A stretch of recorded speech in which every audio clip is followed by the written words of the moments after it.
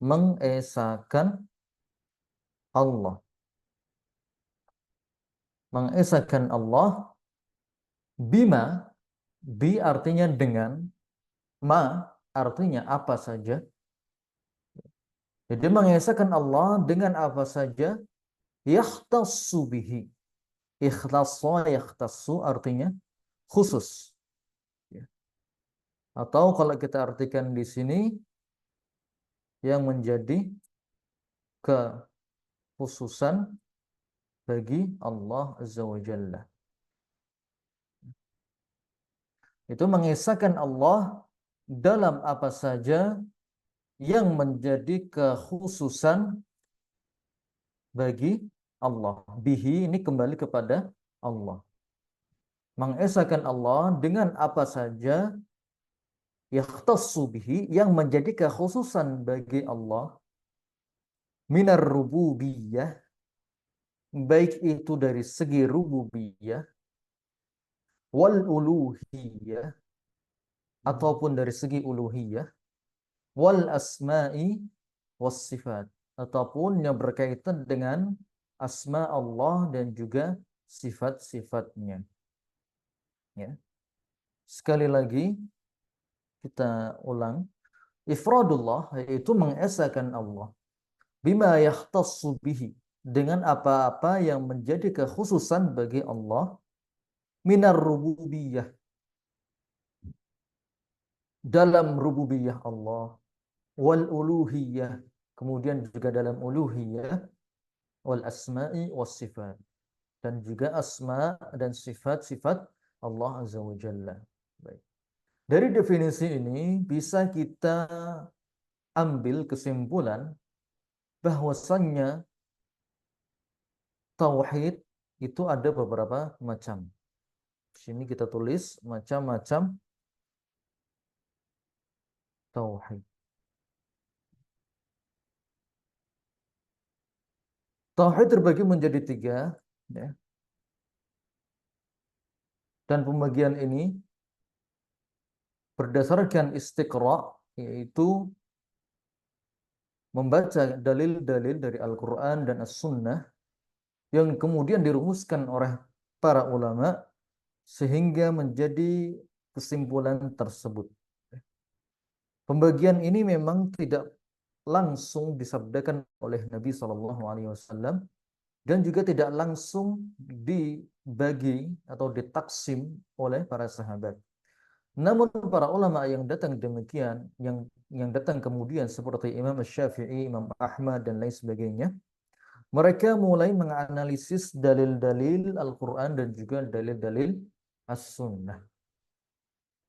Kemudian mereka pun mengklasifikasikan tauhid tersebut menjadi tiga jenis. Yaitu tauhidur rububiyah yang pertama. Kemudian di sini yang kedua adalah tauhidul uluhiyah yang kedua. Dan yang ketiga adalah tauhid asma was sifat. Tiga macam tauhid, tauhid rububiyah, tauhid uluhiyah, dan yang ketiga adalah tauhid asma was sifat. Apa itu tauhid rububiyah? Tauhid rububiyah adalah huwa, dia adalah ifradullah. Ifradullah, mengesahkan Allah Ta'ala bil khalqi, dalam hal menciptakan, wal mulki, dan kepemilikan, wat tadbiri, dan pengaturan alam semesta. Tauhid rububiyah maknanya adalah ifradullah, ifradullah Ta'ala, mengesahkan Allah Ta'ala bil khalqi, dalam hal menciptakan. Khalqi artinya menciptakan, bisa dicatat.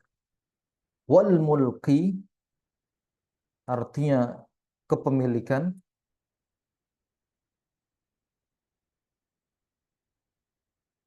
Menciptakan, kepemilikan, dan yang kemudian yang ketiga wat tadbir artinya pengaturan. Pengaturan alam semesta. Ya. Jadi kita mengesahkan Allah Azza wa Jalla dalam tiga hal inti tersebut. Menciptakan, kepemilikan, pengaturan alam semesta. Artinya kita wajib meyakini bahwasannya Allah adalah satunya yang menciptakan alam semesta ini. Tidak ada entitas lain, tidak ada selain Allah yang turut serta menciptakan alam semesta. Tidak seperti keyakinan Majusi. Majusi mereka meyakini bahwasanya pencipta alam semesta ini ada dua, yaitu Tuhan baik dan Tuhan buruk. Tuhan baik kemudian mereka simbolkan dengan cahaya, dan Tuhan buruk mereka simbolkan dengan kegelapan. Namun dalam agama Islam kita wajib meyakini bahwasanya yang menciptakan alam semesta ini adalah satu, yaitu Allah Azza wa Jalla. Tidak ada selain Dia yang mampu untuk menciptakan. Menciptakan artinya membuat sesuatu dari ketiadaan. Membuat sesuatu dari ketiadaan. Apabila membuat sesuatu dari benda yang sudah ada, itu tidak bisa disebut mencipta, namun membuat. Jadi menciptakan adalah membuat sesuatu dari ketiadaan.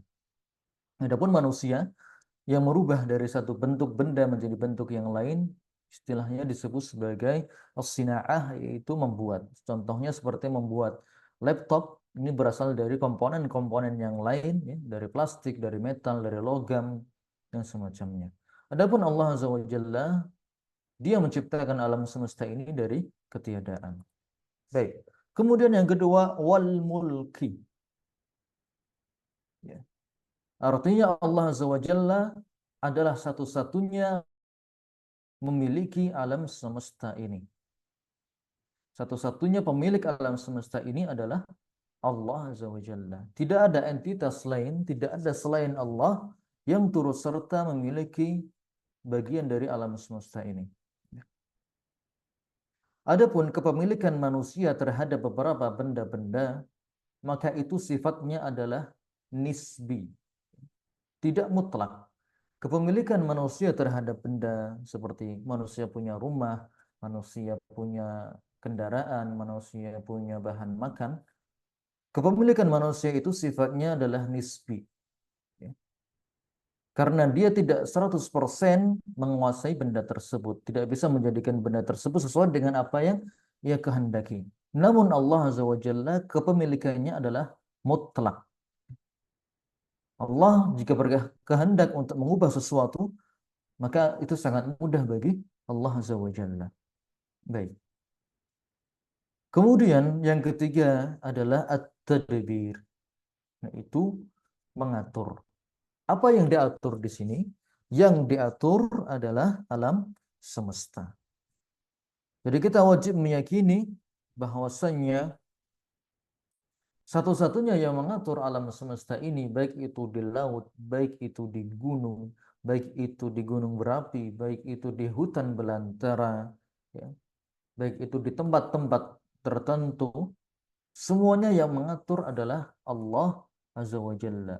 Keteraturan alam semesta dari matahari yang terbit dan tenggelam, kemudian dari cuaca dan segala macamnya, itu semuanya yang mengatur adalah Allah Azza wa Jalla. Ya. Jadi tiga hal tadi, menciptakan, kemudian dalam hal kepemilikan, dan yang ketiga dalam hal pengaturan alam semesta, itu hanya Allah saja yang mampu. Hanya Allah yang mampu mencipta. Hanya Allah yang memiliki alam semesta. Dan hanya Allah yang bisa mengatur alam semesta ini. Adapun entitas lain, maka mereka tidak bisa mencipta, tidak bisa memiliki dengan kepemilikan yang mutlak, dan juga tidak bisa mengatur alam semesta. Sehingga apabila seseorang meyakini ada entitas lain selain Allah yang mengatur alam semesta, maka dia telah berbuat syirik. Ya. Keyakinan ini, keyakinan seseorang meyakini di sana di laut selatan misalnya ada makhluk gaib yang mengatur laut tersebut. supaya lautnya tidak mengamuk, ya, supaya lautnya bisa memberikan ikan yang mudah ditangkap, ya. Sebuah laut supaya lautnya ombaknya tenang dan segala macamnya. Keyakinan-keyakinan tersebut merupakan keyakinan syirik. Kenapa? Karena tadi bahwasannya yang bisa mencipta, memiliki dan mengatur alam semesta ini adalah Allah Azza wa Jalla. Baik. Au ifradullah ta'ala bi af'alihi. Ini definisi kedua sebenarnya, ya. Definisi kedua dari tauhid rububiyah adalah ifradullah bi af'alihi. Mengesahkan Allah dalam perbuatan Allah Azza wa Jalla. Af'al itu jamak dari fi'lun. Mengesahkan Allah dalam perbuatan-perbuatannya. Ya. Perbuatan Allah ada banyak sekali. Ya. Contohnya seperti mencipta, memiliki, mengatur. Ada juga yang lain yang turunan dari tiga hal ini seperti memberi rizki, ya, kemudian menghidupkan, kemudian juga mematikan, kemudian membangkitkan kembali, kemudian memasukkan ke dalam surga, kemudian atau memasukkan hamba-hamba ke dalam neraka. Itu semuanya merupakan turunan dari pengaturan, ya, turunan dari sifat Allah at-tadbir, mengatur.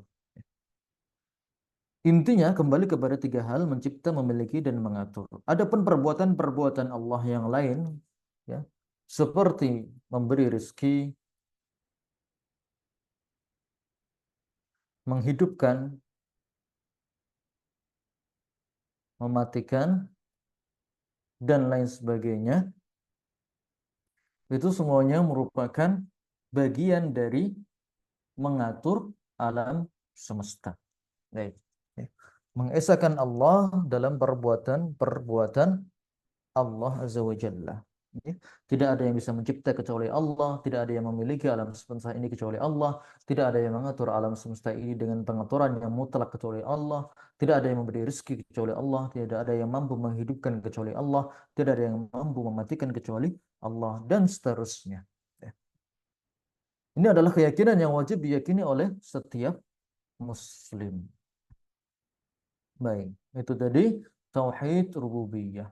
Kita wajib meyakini bahwasannya satu-satunya Allah adalah pencipta, pemilik, dan pengatur alam semesta. Apabila seseorang sudah kuat keyakinannya dalam tauhid rububiyah ini, ya, maka dia pun akan menjalani kehidupannya dengan tenang. Dia tidak takut akan masa depan. Dia tidak takut, ya, akan takdir yang belum pasti, kejadian-kejadian yang belum pasti. Dan dia hanya takut kepada Allah Azza wa Jalla. Dia hanya fokus hidupnya untuk mencari ridha Allah Azza wa Jalla dan tidak peduli kepada makhluk. Tidak peduli kepada aturan-aturan yang dibuat oleh makhluk yang menyelisih aturan-aturan Allah Azza wa Jalla. Baik. Kemudian yang kedua dari jenis tauhid adalah tauhid al-uluhiyah, atau nama lainnya adalah tauhid al-ubudiyah, tauhid ibadah. Apa itu tauhid uluhiyah? Tauhid uluhiyah adalah ifradullah ta'ala bil ibadah. Ifrad artinya tadi mengesahkan. Ifradullah berarti mengesahkan Allah. Ifradullahi, ya. Lafzul jalalah Allah di sini majrur karena dia sebagai mudhafun ilaih. Ifradullahi ta'ala bil ibadah. Mengesahkan Allah Azza wa Jalla dalam ibadah. Au bi af'alil ibad, atau mengesahkan Allah dalam perbuatan-perbuatan hamba. Ya. Perbuatan-perbuatan hamba yang bernilai ibadah wajib ditujukan kepada Allah Azza wa Jalla. Baik. Nanti akan dibahas tentang apa itu definisi dari ibadah. Ifradullah ta'ala bil ibadah, mengesahkan Allah dalam ibadah. Makna berarti seorang hamba hanya menunjukkan ibadahnya kepada Allah Azza wa Jalla. Salatnya, sedekahnya, puasanya, zakatnya, ya, zikirnya, doanya, dan lain sebagainya, itu semuanya hanya ditujukan kepada Allah. Dia salatnya karena Allah. Dia sedekahnya karena mengharap ridha Allah, bukan mengharap ridha makhluk. Dia berdoa hanya kepada Allah. Dia beristighatsah pun hanya kepada Allah. Dia tawakalnya pun hanya kepada Allah. Berserah diri, ya, berharap, ya. Kemudian ya, takut yang bermakna ibadah, itu semuanya hanya boleh ditujukan kepada Allah. Baik. Dan tauhid uluhiyah ini, ya, adalah poin penting alasan kitab ini ditulis. Jadi kitab tauhid secara garis besar atau mayoritas isi dari kitab tauhid membahas tentang tauhid uluhiyah. Ya. Kitab ini tidak membahas secara detail tentang tauhid rububiyah ataupun tauhid asma wa sifat. Namun yang dibahas secara detail dalam kitab ini adalah tentang tauhid uluhiyah saja, yaitu mengisahkan Allah dalam ibadah. Bagaimana bentuk ibadah yang benar? Apa itu ikhlas? Bagaimana cara kita ikhlas kepada Allah? Kemudian lawan darinya yaitu syirik. Syirik dalam ibadah. Apa itu syirik dalam ibadah? Apa saja bentuk-bentuknya? Bagaimana cara kita menghindarinya? Apa saja ancaman-ancaman dari perbuatan syirik tersebut? Ya, itu semuanya nanti akan dibahas dalam kitab ini. Insya Allah dalam pertemuan-pertemuan berikutnya hingga ya, akhir dari semester 4 nanti. Insya Allah akan kita kaji secara detail tentang macam-macam dari tauhid uluhiyah. Bentuk-bentuknya. Contohnya seperti isti'adah, meminta pertolongan, itu wajib kepada Allah. Istighosah, bagaimana istighosah yang benar. Apa saja istighosah yang terlarang. Kemudian contoh lain seperti mahabbah atau cinta. Apa saja cinta yang boleh, apa cinta yang tidak boleh. Kemudian al-khawf, rasa takut. Apa saja rasa takut yang wajib dimiliki seorang hamba dan apa saja yang haram bagi seorang hamba. Kemudian tawakal dan lain sebagainya. Dari perbuatan-perbuatan yang bernilai ibadah, itu semuanya nanti akan dibahas secara rinci dalam kitab ini. Perbuatan-perbuatan hamba. Jadi kita mengesahkan Allah dalam perbuatan-perbuatan kita yang bernilai ibadah. Baik. Kemudian yang ketiga, tauhidul asma'i was sifat.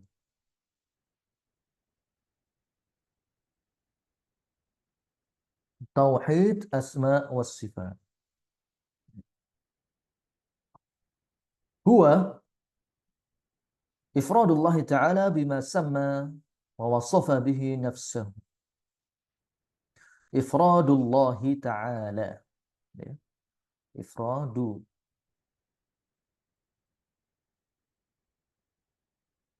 Bima sama wa wasafa bihi nafsahu fi kitabihi aw ala lisani rasulihi sallallahu alaihi wasallam. Wadzalika biisbati ya, biisbati ma asbata li nafsihi wa nafa ma nafa an nafsihi min ghairi tahrifin wala ta'tilin wa min ghairi takyifin wala tamsilin. tauhid asma wa sifat. Huwa ifradullah ta'ala, yaitu mengesahkan Allah azza wa jalla bima sama, dalam bi atau dengan atau dalam ma apa-apa sama Allah memberi nama. Sama artinya memberi nama atau menamai. Wa wasofa, wasofa artinya mensifati. Bihi nafsahu, dengannya dirinya, yaitu diri Allah, dirinya maksudnya adalah Allah. Ifradullah ta'ala mengesahkan Allah dengan apa-apa yang dia menamai dan mensifati dirinya fi kitabihi, dalam kitabnya yaitu Al-Quran, au ala lisani rasulihi, atau yang terdapat pada lisan Rasulnya atau as-sunnah. Lisan artinya lidah, rasulihi yaitu Rasulullah Muhammad sallallahu alaihi wasallam. Ya. Jadi kitab di sini maksudnya adalah Al-Quran, lisan Rasul maksudnya adalah sunnah atau hadis. Dalam hadis Nabi. Ya.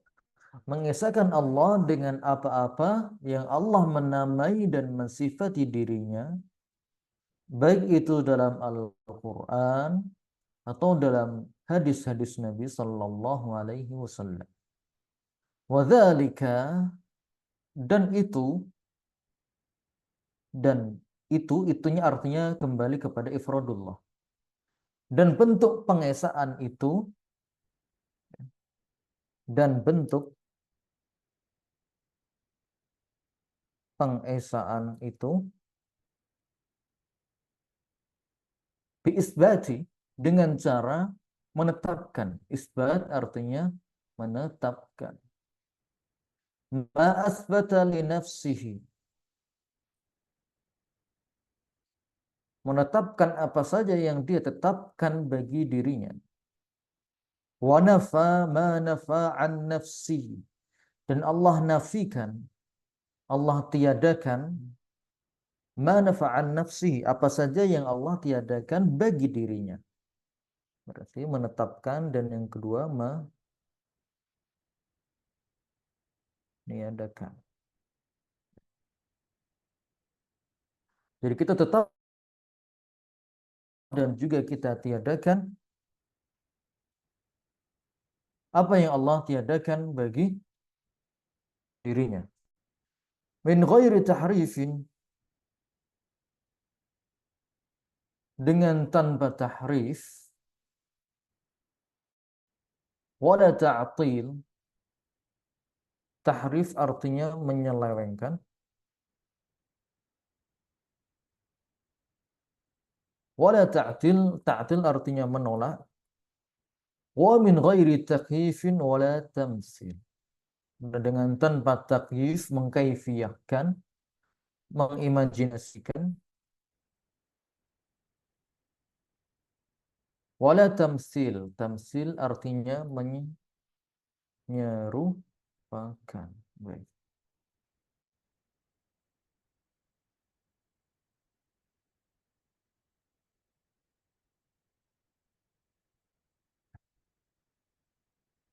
Kembali kita pelajari, kita ulang lagi. Yaitu kita mengesahkan Allah Azza wa Jalla dengan apa saja yang Allah menamai dan mensifati dirinya. Baik itu dalam kitabnya Al-Quran, atau dengan apa saja yang ditetapkan oleh Nabi SAW dalam hadis-hadisnya. Wadzalika, dan bentuk kita mengesahkan itu bi isbati ma asbata li nafsihi, yaitu kita tetapkan apa yang Allah tetapkan bagi dirinya.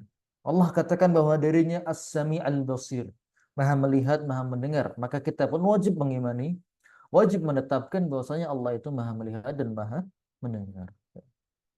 Al-Qawi Al-Aziz ya. Dalam Al-Quran disebutkan seperti itu. Kita juga wajib mengimani bahwasanya Allah adalah Maha Qawi, Maha kuat dan Maha perkasa.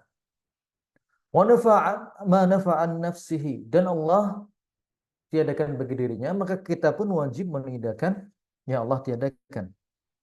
Contohnya seperti la ta'khudhuhu sinatun wala naum. Allah tidak tertimpa rasa ngantuk dan rasa tidur. Allah katakan dalam surat Al-Baqarah, la ta'khudhuhu sinatun wala naum. Allah itu tidak ditimpa oleh rasa ngantuk dan juga tidak ditimpa oleh rasa tidur. Ya. Maka kita pun wajib meniadakan sifat tersebut dari Allah Azza wa Jalla. Ya. Min ghairi tahrifin, tanpa kita selewengkan maknanya, tanpa kita ubah-ubah maknanya. Wala ta'tilin, dan tanpa kita tolak maknanya. Wa min ghairi takyifin, dan tanpa kita mengimajinasikan bagaimana sifat-sifat Allah. Wala tamsil, dan juga tanpa menyerupakan Allah dengan makhluknya. Baik. Untuk pembahasan tauhid asma wa sifat lebih jelas atau lebih dalam ada pada kajian kitab Al-Aqidah Wasithiyah. Insyaallah beberapa atau mungkin tahun depan akan kita buka kajian tersebut insyaallah. Semoga Allah mudahkan. Baik. Jadi kita ulangi lagi. Tauhid ada tiga macam, tauhid rububiyah, tauhid uluhiyah, dan juga tauhid asma wa sifat. Dan inti atau pokok pembahasan dari materi di kitab ini secara global adalah tentang tauhid asma wa sifat. Itu yang pertama. Baik, jika ada yang ingin bertanya atau ada yang ingin ya, menyampaikan unek-uneknya, silahkan ditulis di kolom chat atau bisa secara langsung. Baik. Silakan apabila ada yang ditanyakan bisa angkat tangan atau bisa tulis di kolom chat. Angkat tangan atau menyalakan mikrofon apabila ada yang kurang jelas. Assalamualaikum Pak Ustadz. Bisa diulang lagi nggak yang wasifah Pak Ustadz?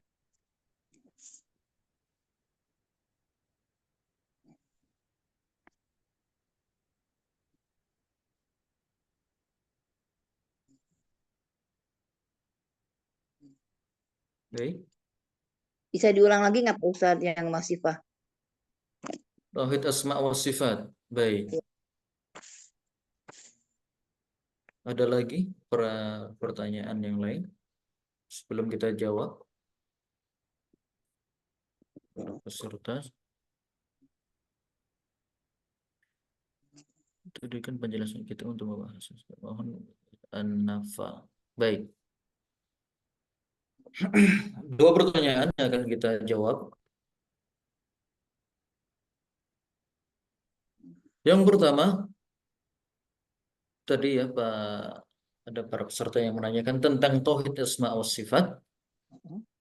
Tauhid asma wa sifat adalah kita mengesahkan Allah Azza wa Jalla dalam nama-nama dan sifat-sifat Allah. Silakan dibuka di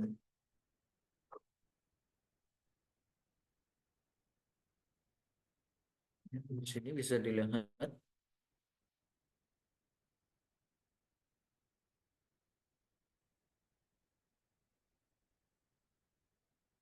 Tauhid asma wa sifat yaitu mengesahkan Allah dalam nama-nama dan sifat-sifat Allah. Ya. Yang telah Allah Azza wa Jalla tetapkan dalam Al-Quran dan Nabi Sallallahu Alaihi Wasallam khabarkan dalam As-Sunnah dengan tanpa tahrif, ta'til, takyif, dan tamsil. Contoh dari nama Allah adalah Al-Malik Al-Quddus. Jadi misalnya dalam Al-Quran Ar-Rahmanir Rahim, dalam surah Al-Fatihah disebutkan di situ Ar-Rahmanir Rahim. Allah itu Maha Rahman dan juga Allah itu Maha Rahim. Maka wajib bagi kita untuk mengimani bahwasannya Allah memiliki nama tersebut. Allah memiliki nama Ar-Rahman dan juga Allah memiliki nama Ar-Rahim. Kemudian yang kedua, kita wajib mengimani bahwasanya Allah memiliki sifat rahmat. Allah memiliki sifat rahmat tersebut tanpa tahrif. Kita tidak ubah-ubah maknanya. Maknanya rahmat ya rahmat, kasih sayang gitu. Tidak boleh diubah menjadi misalnya ya, tangan gitu. Atau misalnya makna-makna lain yang jauh dari makna sebenarnya. Kita wajib mengimani tersebut, nama tersebut dan memaknainya sebagaimana makna zahirnya. Ar-Rahman artinya Allah memiliki rahmat yang sangat luas bagi seluruh makhluknya. Wala ta'til, dan kita tidak boleh untuk menolak nama tersebut. Tidak boleh kita mendustakan nama Allah Ar-Rahman. Orang-orang musyrikin Quraisy mereka mengatakan, qalu wa mar-Rahman. Kami tidak beriman kepada Ar-Rahman. Itu orang-orang musyrikin. Wala takyif, dan kita tidak boleh mengkaifiyahkan nama-nama dan sifat-sifat Allah tersebut. Wala tamsil, dan juga tidak boleh menyerupakan Allah dengan makhluknya. Ya. Kita tidak boleh menyerupakan Allah dengan makhluknya. Allah katakan, laisa kamitslihi syai'un. Tidak ada yang serupa dengan Allah Azza wa Jalla. Jadi kita tidak boleh menyerupakan Allah dengan makhluknya. Ya. Seperti itu.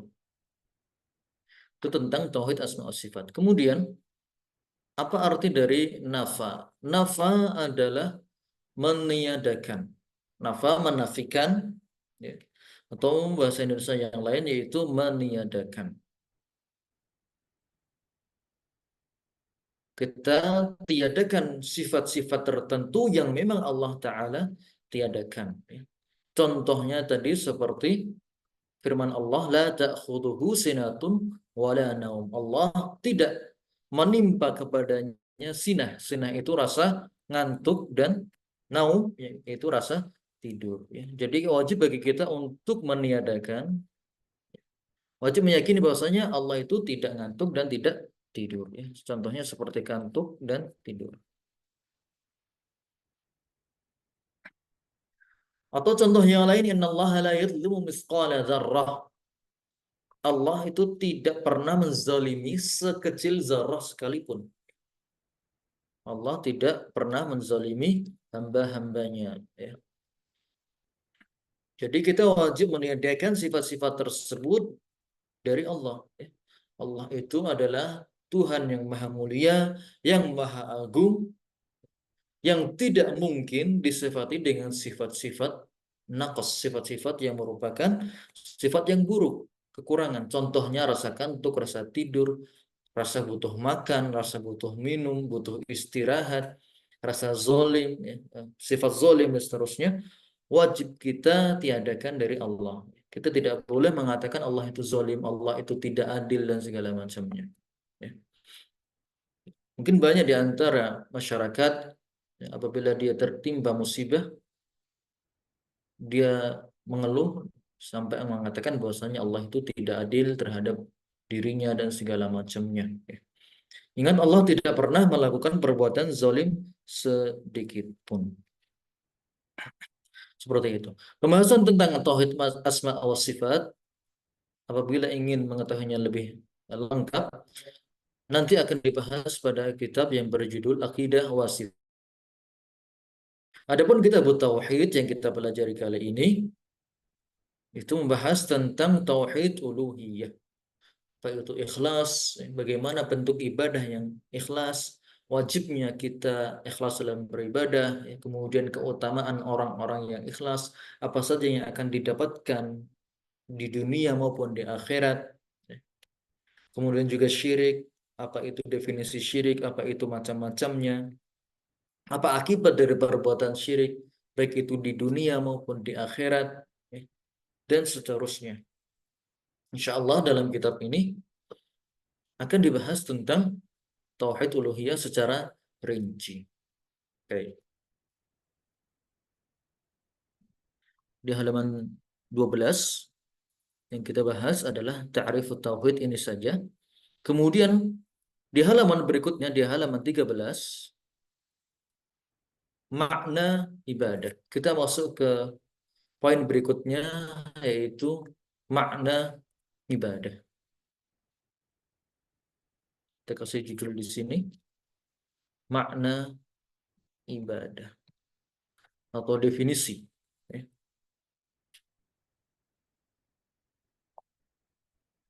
Makna atau definisi dari ibadah. Banyak sekali kata-kata ibadah, liya'budun wa'budullah wa ma khalaqtul jinna wal insa illa liya'budun. Tidaklah aku ciptakan jin dan manusia kecuali untuk beribadah kepadaku. Wa'budullah wa la tusyriku bihi syai'a. Beribadahlah kepada Allah dan jangan berbuat syirik dengan suatu apapun. Ya. Itu adalah lafaz-lafaz ibadah yang disebutkan dalam Al-Qur'an. Baik. Apa makna dari ibadah? Dari kata ibadah itu, al-ibadah tutlaqu ala syai'ain. Ibadah itu tutlaqu, dimutlakkan, atau kalau bahasa kita terjemahkan secara bebas, yaitu dibawa ala syai'ain. Syai'aini. Syai'aini bentuk musanna, bentuk dua dari syai'un. Syai'un itu sesuatu, syai'aini artinya dua sesuatu atau dua hal. Jadi makna dari ibadah itu bisa dibawa kepada dua hal. Makna dari ibadah itu bisa diartikan, dibawa, ya, atau dimaknai dengan dua hal. Yang pertama, ibadah apabila ditinjau dari segi amilnya, dari segi pelakunya. Apabila ditinjau dari segi pelakunya, makna ibadah adalah at-ta'abbud, ya, beribadah.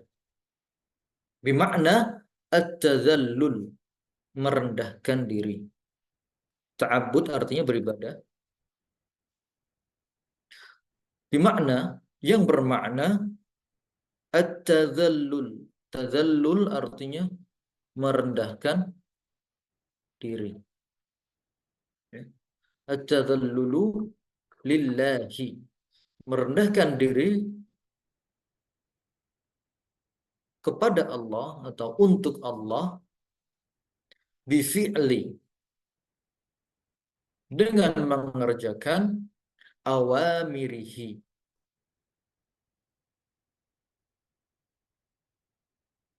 wajtinabi nawahihi, merendahkan diri kepada Allah bifi'li, dengan mengerjakan awamirihi. Awamir artinya perintah-perintahnya. Mengerjakan perintah-perintahnya. Wajtinabi, ijtinab artinya menjauhi. Nawahihi, nawahi jamak dari nahi, larangan, ya. Merendahkan diri kepada Allah dengan mengerjakan perintah-perintah Allah. Wajtinabi nawahihi, dan menjauhi larangan-larangannya. Mahabbatan wa ta'ziman, dengan penuh rasa cinta. Mahabbah artinya rasa cinta, ya, penuh cinta. Wa ta'ziman, ta'zim, azzama yu'azzimu, yaitu pengagungan.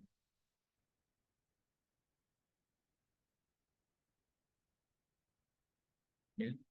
Kita melakukan ibadah itu harus disertai dengan cinta. Cinta kita kepada Allah, karena Allah yang telah menciptakan kita, Allah yang telah memberikan kita segala kenikmatan, Allah memberikan kepada kita taufik, Allah memberikan kepada kita keimanan, ya. Kemudian juga kita mencintai apa yang Allah janjikan kepada kita, kebaikan-kebaikan, pahala, ya. Janji-janji Allah berupa surga, kehidupan yang layak dan segala macamnya. Wa ta'ziman, dan pengagungan, kita mengagungkan Allah Azza wa Jalla karena Allah adalah yang maha besar, ya. Allah maha aziz, maha perkasa, maha kuat, ya, maha memberi rizki kepada hamba-hambanya, dan seterusnya. Ya.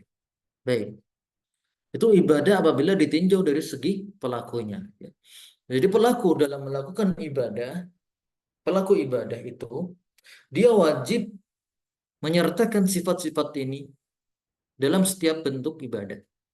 Ketika sholat, dia melakukan itu sebagai bentuk dia merendahkan diri kepada Allah Azza wa Jalla. Bentuk dia merendahkan diri kepada Allah, kemudian dia pun mengerjakan sholat.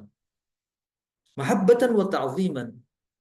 Dan dia melakukan sholat ini dengan rasa cinta kepada Allah dan mengharapkan ganjaran dari Allah. Cinta kepada Allah wa ta'ziman, dan mengagungkan Allah Azza wa Jalla. Allah yang menciptakan kita, Allah memberikan kita segala macamnya, maka kita pun melakukan ibadah ini dengan dipenuhi dengan sifat-sifat tersebut. Merendahkan diri, ya, penuh cinta, dan juga mengagungkan Allah Azza wa Jalla. Baik. Wajibna bina tidak hanya sebatas mengerjakan perintah, namun juga termasuk di dalamnya meninggalkan larangan, menjauhi larangan.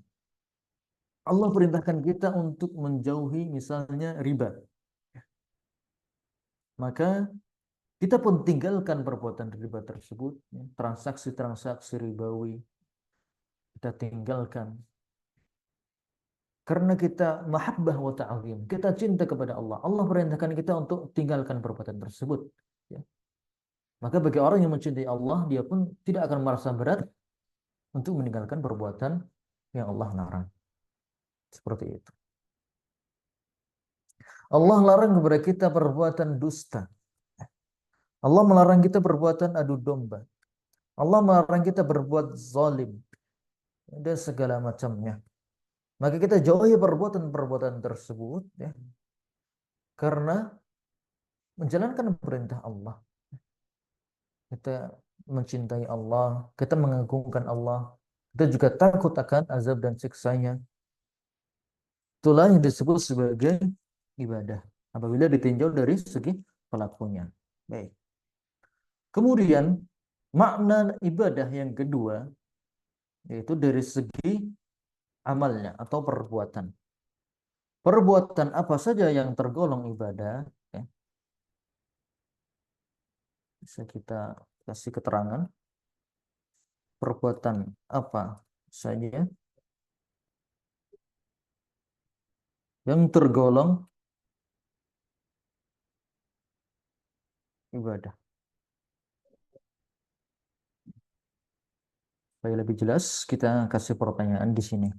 Perbuatan apa saja yang tergolong sebagai bentuk ibadah? Apakah ibadah itu hanya sholat, zakat, puasa saja? Ibadah sedekah yang nampak-nampak saja?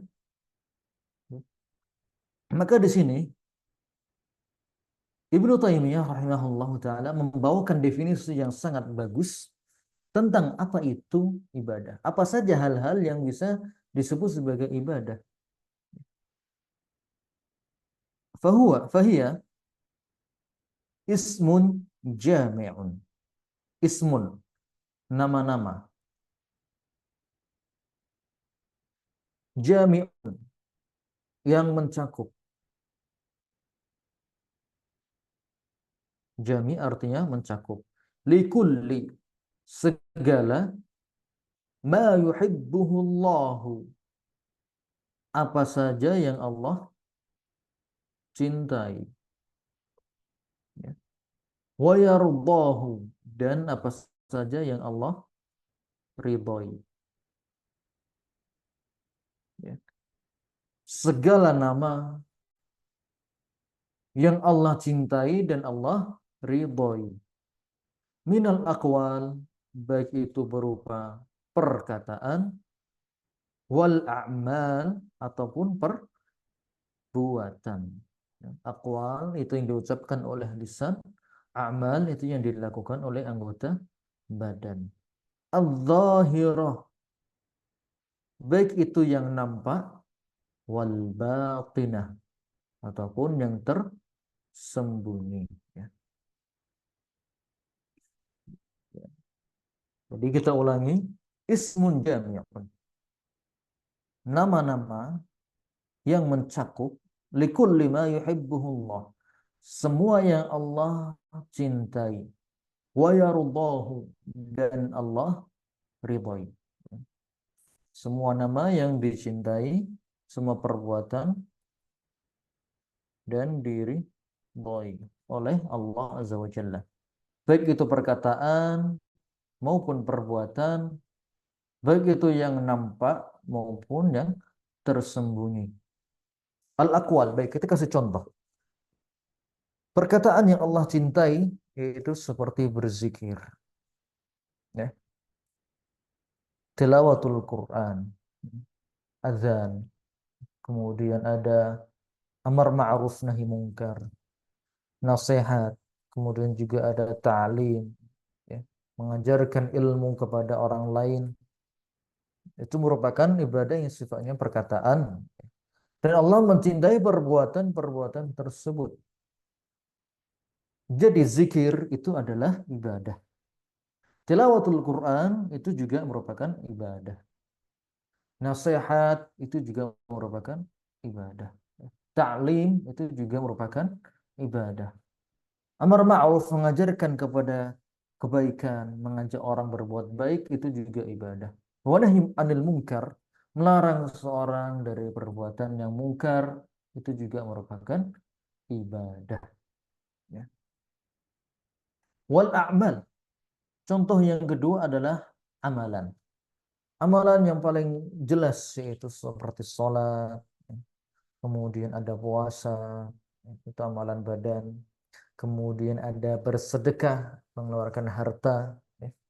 Kemudian juga ada berjihad fisabilillah. Baik. Al-zahirah wal batinah, itu yang nampak, yang bisa kita lihat. Kemudian amal-amal yang tidak nampak. Apa saja amal-amal yang tidak nampak tersebut? Ya, contohnya seperti tawakal. Berserah diri kepada Allah Azza wa Jalla. Bersandar, seseorang menyandarkan segala urusan hidupnya kepada Allah Azza wa Jalla. Itu bersandarnya hanya boleh kepada Allah. Tidak boleh seseorang bersandar kepada dirinya sendiri. Hanya karena dia pintar, karena dia memiliki jabatan, karena dia badannya masih sehat dan bugar. Kemudian dia merasa yakin akan mendapatkan masa depan. Itu berarti dia bertawakal kepada diri sendiri. Adapun yang benar adalah tawakal itu harus kepada Allah Azza wa Jalla. Kita serahkan semuanya kepada Allah. Walaupun kita mampu, walaupun kita merasa mampu untuk melakukan perbuatan tersebut, ya, namun kita wajib bertawakal kepada Allah. Ya. Makanya dalam azan, ketika muazin mengatakan hayya 'alas shalah, mari kita menuju salat, ya, di masjid. Kita tahu masjid di kampung kita jaraknya hanya sekitar berapa meter saja, berapa puluh meter saja. Dan kita pun merasa mampu. Kita memiliki badan yang sehat, ya, kaki yang lengkap, ya. Kemudian juga ada waktu, ada kesempatan segala macam. Kita merasa memiliki itu semua. Namun, yang disyariatkan adalah kita mengucapkan la haula wala quwwata illa billah. Tidak ada daya dan upaya kecuali dengan Allah, pertolongan Allah Azza wa Jalla. Bahkan untuk urusan sholat yang kita lakukan 5 kali sehari pun, kita wajib meyakini bahwasanya upaya kita tersebut itu semuanya atas dasar pertolongan Allah Azza wa Jalla. Allah izinkan kepada kita untuk tergerak hatinya menuju masjid. Allah izinkan bagi badan kita untuk berfungsi secara normal. Allah berikan kepada kita rasa aman, keamanan, ya, tidak ada bencana alam, tidak ada musuh yang mengintai dan segala macamnya. Itu semuanya merupakan nikmat dari Allah Azza wa Jalla. ya. Sehingga kita pun bisa melakukan berbagai macam amalan, ya. Itu semuanya atas izin dari Allah SWT. Itu contoh tawakal, ya. Perbuatan yang batin ada di dalam hati. Contoh yang lain seperti takut, ya. Perbuatan yang sifatnya batin yang tersembunyi di dalam hati adalah takut. Rasa takut di sini ada beberapa macam. Takut yang bermakna ibadah adalah rasa takut yang membawa seseorang untuk menghambakan diri kepada yang ditakuti. Dia takut kepada sesuatu yang membuat dirinya menghambakan diri kepada yang ditakuti tadi. Ini adalah takut yang bermakna ibadah. Dan takut tersebut, sifat takut yang tersebut harus ditujukan hanya kepada Allah Azza wa Jalla. Tidak boleh ditujukan kepada makhluk. Adapun rasa takut yang tabii seperti takut kepada kalajengking, takut kepada ular, takut kepada singa, ya, yang lepas dan segala macamnya, itu merupakan rasa takut yang wajar. Namun takut yang bermakna penghambaan diri, yang membuat dia menghambakan dirinya kepada yang ditakuti, itu hanya boleh ditujukan kepada Allah Azza wa Jalla. Baik. Untuk rincian tentang amalan-amalan ibadah apa saja nanti insya Allah akan dibahas beberapa bagian dari amal-amal hati yang juga merupakan ibadah dan juga merupakan bagian dari tauhid. Baik. Kami ulangi lagi. Ibadah, definisi ibadah, apa saja perbuatan yang tergolong ibadah? Itu adalah semua jenis perbuatan, semua jenis perkataan yang dicintai dan diridhai oleh Allah Azza wa Jalla. Ya. Ini silakan dihafalkan. Ismun jami'un likulli ma yuhibbuhu Allah wa yardah. Apa saja yang Allah cintai dan ridhai minal aqwal, baik berupa perkataan, wal a'mal, ataupun perbuatan, al-zahirah wal batinah, yang nampak maupun yang tersembunyi. Baik. Pertanyaan berikutnya. Bagaimana kita tahu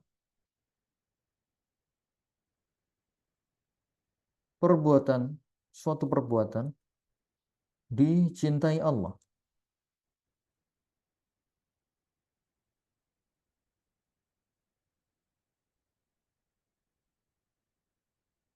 Silahkan ada yang bisa menjawab. Bisa tulis di kolom chat. Bagaimana kita tahu suatu perbuatan itu dicintai oleh Allah Azza wa Jalla?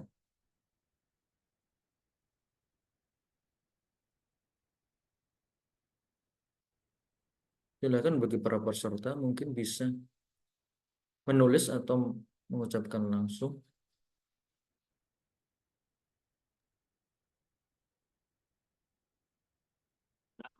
Peserta silahkan bagi yang ingin aktif ya, supaya mengobati ngantuk. Kalau ngantuk ya teman-teman, insya Allah nggak ngantuk ya. Baik, silahkan. Baik, sudah ada di kolom chat.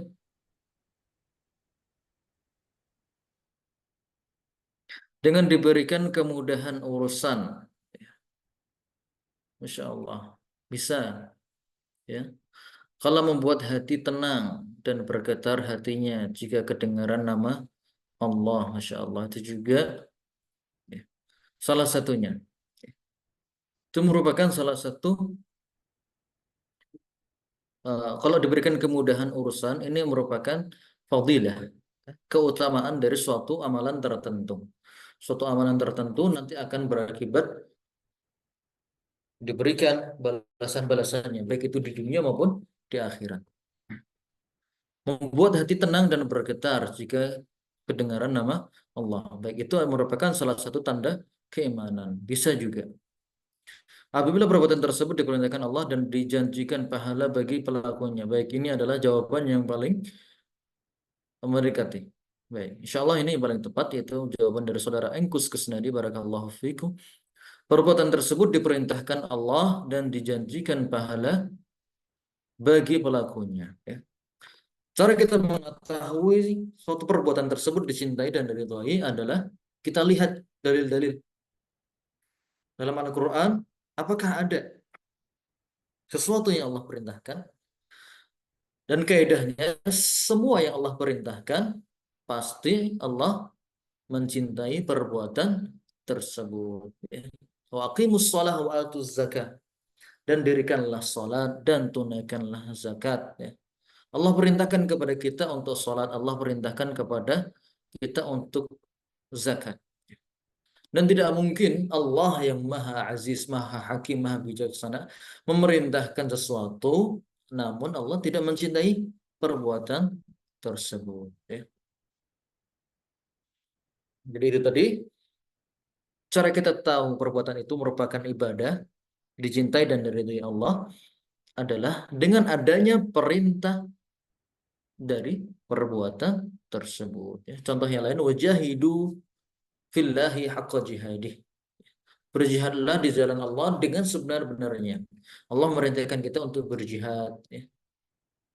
Maka Allah pun pasti mencintai dan meridhai perbuatan tersebut. Wa'budullah, sembahlah Allah, maka Allah pasti mencintai perbuatan tersebut. Contoh yang lain, wa tawakkal 'alal hayyil ladzi la yamut, dan bertawakallah kepada al-hayy yang maha hidup, la yamut, yang tidak mungkin mati. Ya.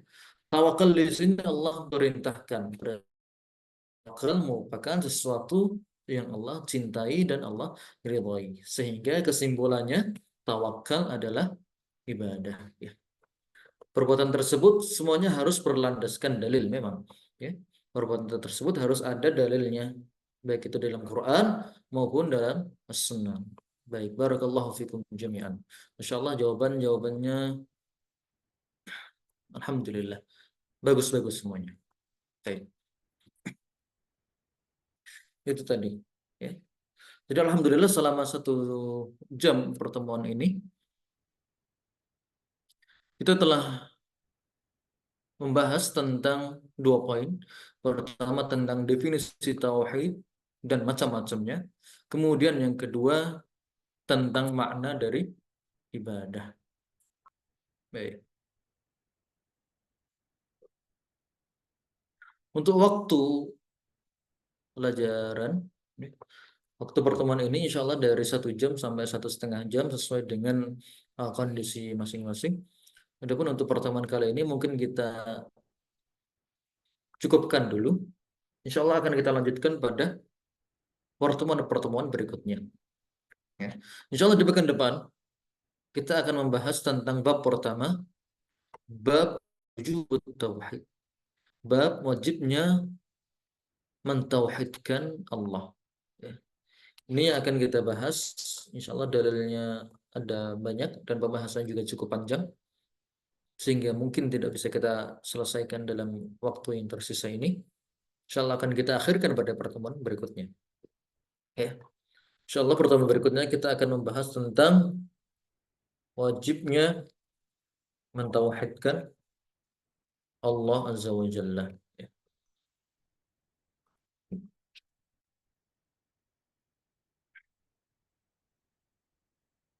Baik.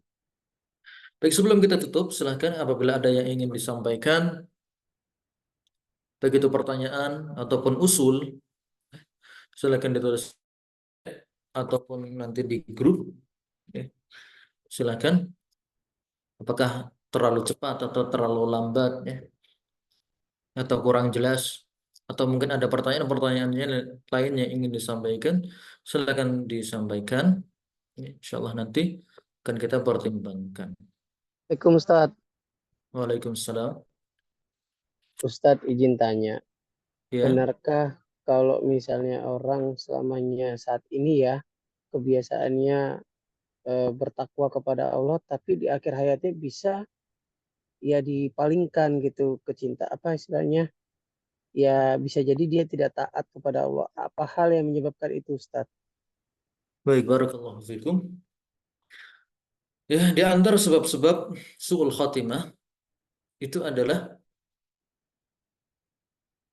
dia tidak tulus, dia tidak ikhlas dalam ibadah. Ini salah satu sebab yang paling berbahaya, yang paling besar, yang bisa membuat seseorang su'ul khotimah. Ya, jadi dia tidak ikhlas, tidak tulus dalam ibadah hanya untuk mencari ridha Allah.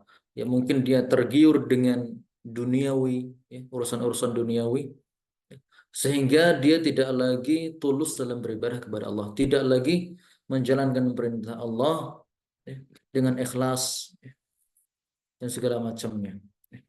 Jadi sebab yang paling berbahaya tadi adalah rasa tidak ikhlas ya, atau rasa terpaksa atau berat hati ketika seseorang menjalankan perintah-perintah Allah Azza wa Jalla. Adapun bagi hamba-hamba yang ikhlas, insya Allah Allah akan jaga dia, Allah akan bimbing langkah-langkahnya hingga akhir hayatnya dan akan mendapatkan husnul khotimah. Bahkan syaitan sendiri dia mengatakan illa ibadaka minhumul mukhlasin. Syaitan tidak akan mampu untuk menjerumuskan hamba-hamba yang berbuat ikhlas, yang memang ikhlas murni melakukan segala yang Allah perintahkan hanya mengharap wajah Allah. Namun apabila seseorang tidak ikhlas ya, dalam sedekah, tidak ikhlas dalam berbuat baik, tidak ikhlas dalam berdakwah, ya, tidak ikhlas dalam sholat, ya, tidak ikhlas dalam puasa, tidak ikhlas dalam ibadah kurban, ya, maka ini akan menjadi sangat mudah bagi syaitan untuk menjerumuskan hamba tersebut. Jadi itu tadi sebab terbesar adalah tentang ikhlas. Apabila seorang semakin ikhlas, insya Allah Allah akan bimbing dia menuju husnul khotimah. Kita usahakan senantiasa ikhlas dalam beribadah kepada Allah. Kita senantiasa berusaha untuk mengingat apa saja yang Allah janjikan kepada kita. Kita senantiasa berusaha untuk mengingat kebesaran Allah.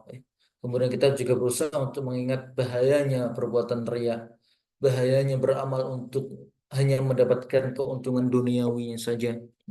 Kita pelajari nama-nama dan sifat-sifat Allah dengan benar, sehingga menguatkan keyakinan kita kepada Allah Azza wa Jalla, yang dengannya insya Allah membuat kita semakin ikhlas dalam beribadah kepada Allah Azza wa Jalla. Baik. Barakallahu fikum. Ada Ustaz, lagi? Ustaz, Ya. ini tadi yang kalau yang tadi apa, yang tauhid kan ada di syarah kitab tauhid ya Pak Huda. Kalau yang ini ibadah nggak ada ya Pak Ustaz ya penjelasannya di syarah kitab ini ya? Ibadah, Saya nyari-nyari soalnya nggak ada ya. bentar kita carikan. Untuk di bab ini ya. Iya, yang ibadah nggak ada itu. Ustaz. Hmm.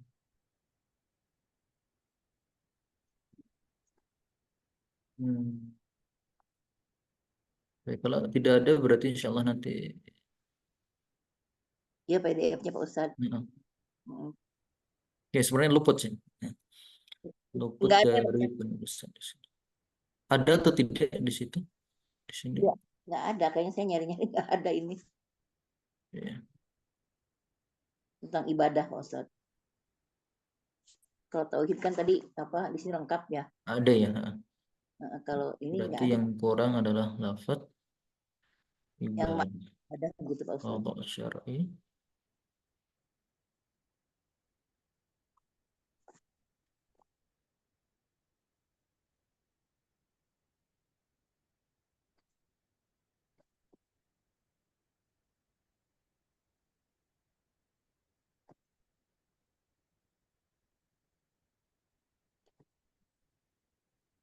Baik, mungkin tidak ada di sini. Insya Allah akan kita tambahkan.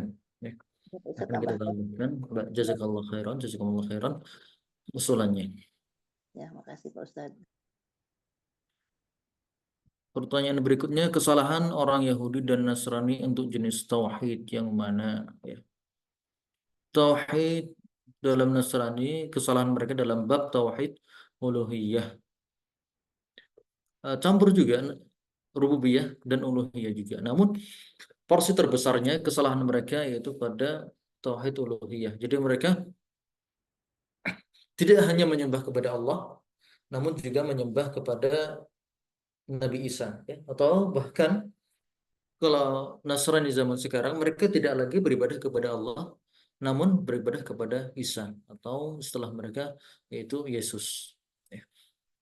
Mereka meminta kepada Yesus, mereka memanjatkan doa kepada Yesus, melakukan ibadah-ibadah hanya kepada Yesus. Ya. Walaupun mereka mengetahui ada Allah gitu atau Tuhan Bapa dalam istilah mereka, namun mereka dalam ibadah meminta berdoa, mereka malah memintanya kepada Yesus, Nabi Isa tersebut. Ya. Jadi ini kesalahan Nasrani. Kalau orang Yahudi, Allah alam saya kurang tahu. Yang jelas dia juga lengkap, begitu rububiyah, uluhiyah dan asma wa sifat. Ya.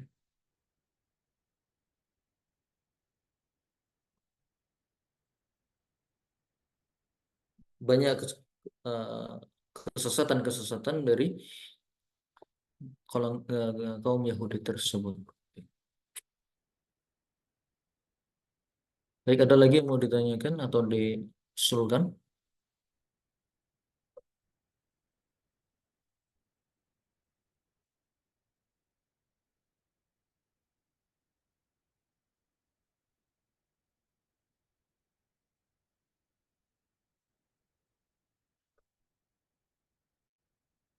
Baik, barakallahu fikum. Apabila tidak ada,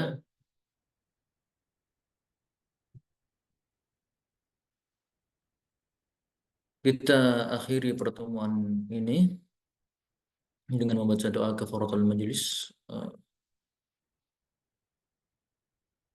Matan kitabnya nggak dipelajari. Oh, untuk matan kitab kita belum masuk ke matan tersebut karena kita baru muqaddimah membahas tentang macam-macam tauhid dan juga definisi ibadah. Ya. Insya Allah di pertemuan berikutnya kita bahas tentang matan tersebut dari bab pertama, yaitu membahas tentang wajibnya mentauhidkan Allah Azza wa Jalla. Baik. Barakallahu fikum jami'an. Terima kasih atas segala perhatian. Mohon maaf atas segala kekurangan. Mengucapkan jazakumullah khairan. Kita tutup dengan doa kafaratul majlis. Subhanakallahumma wa bihamdika asyhadu an la ilaha illa anta astaghfiruka wa atubu ilaik. Assalamualaikum warahmatullahi wabarakatuh. Waalaikumsalam warahmatullahi Ya, diperbolehkan untuk meninggalkan ruangan. Jazakallahu khair Pak Ustaz. Ya. Jazakallah khair Ustaz. Baik. Assalamualaikum warahmatullahi wabarakatuh. Waalaikumsalam.